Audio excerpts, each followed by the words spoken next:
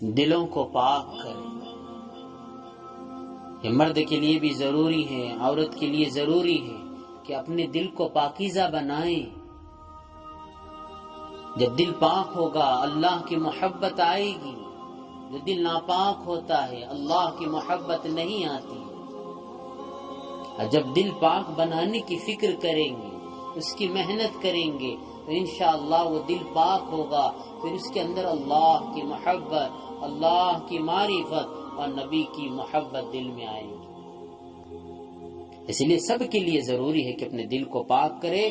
اور یہ دل پاک کیسا ہوگا؟ اپنے آپ کو گناہوں سے بچائے اور توبہ کرے.